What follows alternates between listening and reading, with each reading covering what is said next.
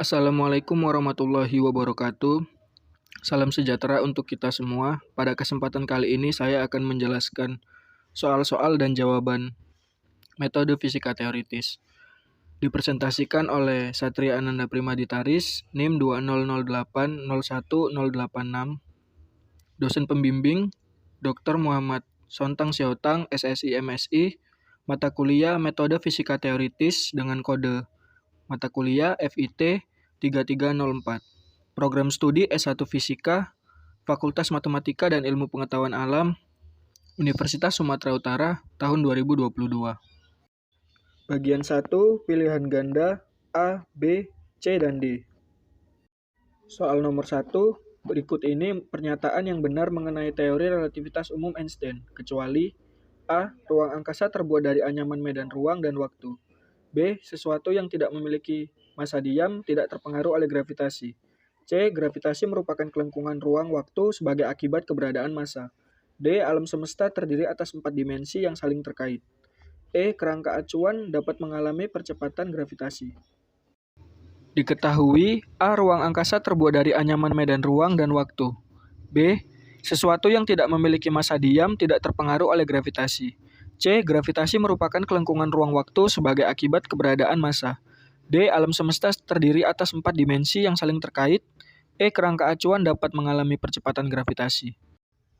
Ditanya, pernyataan yang benar mengenai teori relativitas umum Einstein, kecuali penyelesaian. Jikalau Newton memandang ruang angkasa sebagai ruang yang kosong, Einstein menganggap ruang angkasa tersebut dari anyaman medan ruang dan waktu. Pilihan A benar. Berdasarkan hukum gravitasi Newton, sesuatu yang tidak memiliki massa diam tidak terpengaruh oleh gravitasi. Dalam hal ini, kita anggap contoh sesuatu tersebut adalah cahaya. Sedangkan Einstein sendiri dapat membuktikan melalui teori relativitas umumnya bahwa cahaya yang tidak memiliki massa diam dapat terpengaruh oleh gravitasi.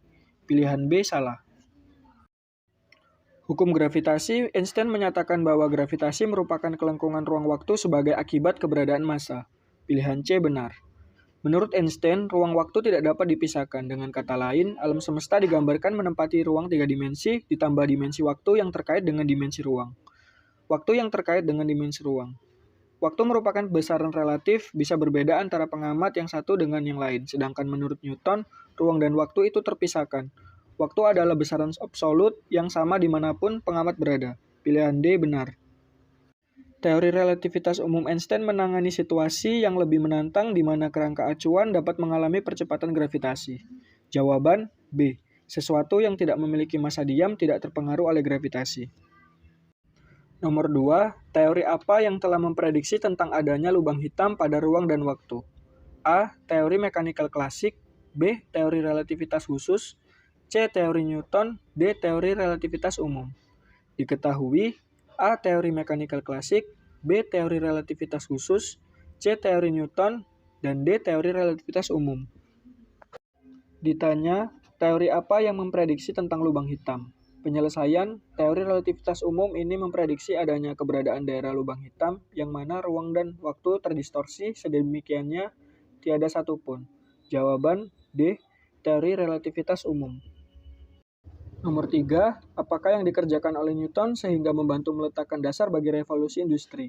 A. Mengerjakan mekanika benda bergerak, B. Mengerjakan gravitasi, C. Mengerjakan mekanika benda bergerak dan gravitasi, D. Mengerjakan mekanika kuantum.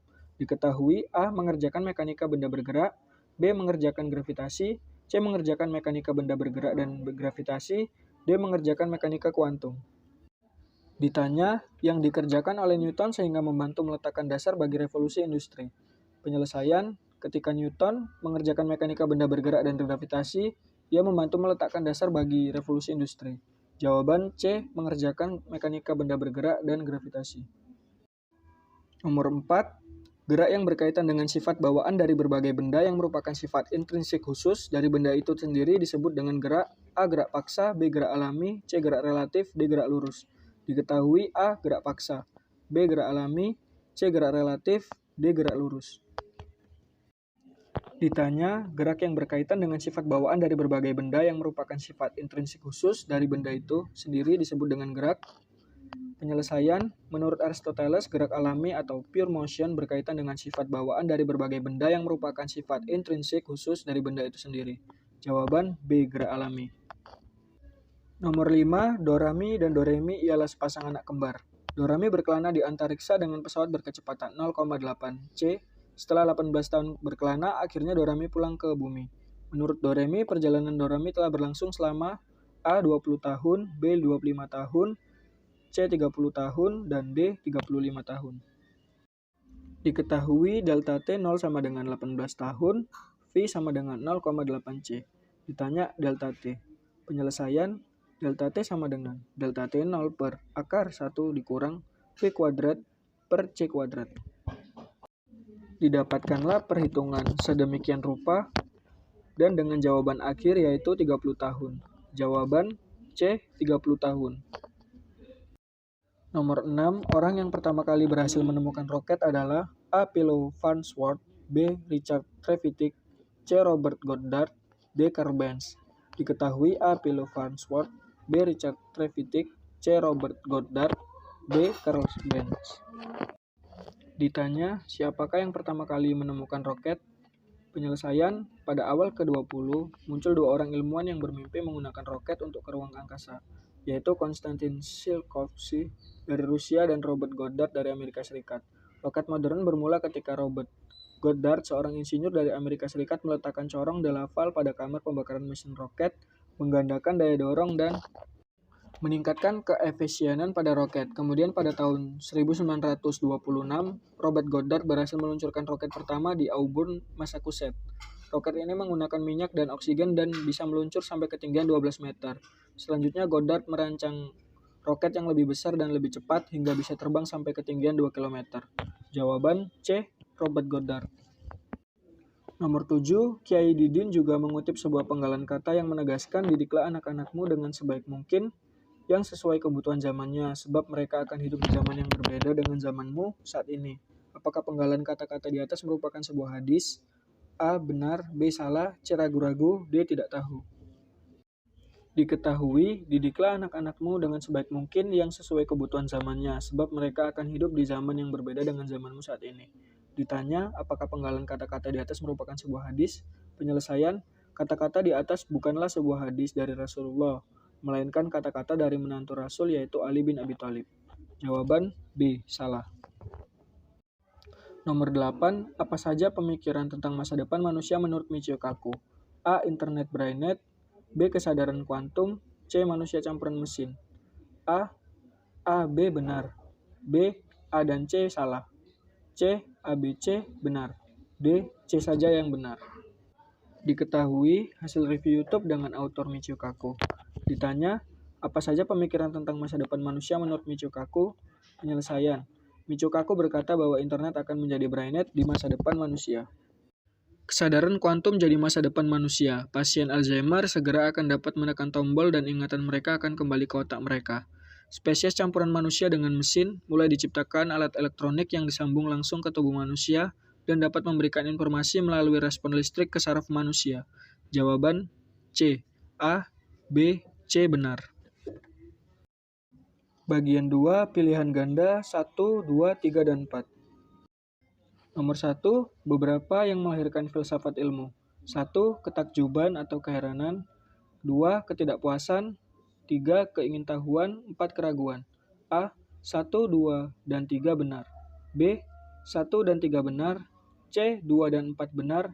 D, 4 saja. E, semua jawaban benar. Diketahui 1, ketakjuban dan keheranan. 2, ketidakpuasan. 3, keingintahuan. 4, keraguan. Ditanya, beberapa hal yang melahirkan filsafat ilmu.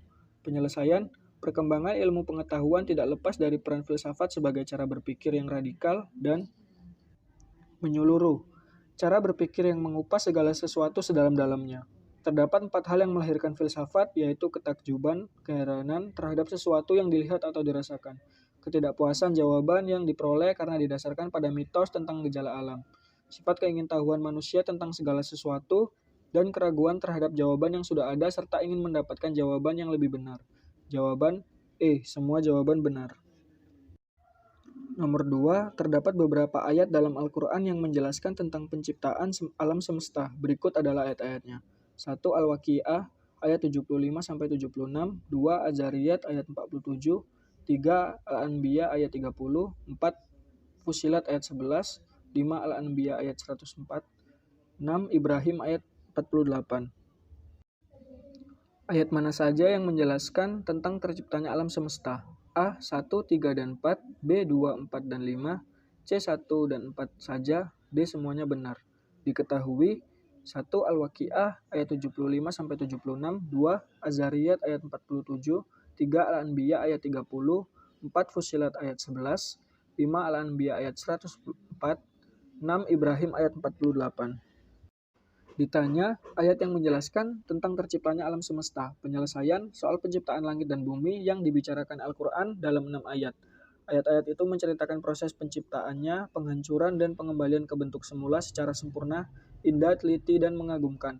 Ayat-ayat itu antara lain firman Allah yang artinya, lalu aku bersumpah dengan tempat beredarnya bintang-bintang dan sesungguhnya itu benar-benar sumpah yang besar sekiranya kamu mengetahui. Al-Waqiah ayat 75-76. Dan langit kami bangun dengan kekuasaan kami dan kami benar-benar meluaskannya. Az-Zariyat ayat 47. Dan apakah orang-orang kafir tidak mengetahui bahwa langit dan bumi dahulunya menyatu, kemudian kami pisahkan keduanya. Al-Anbiya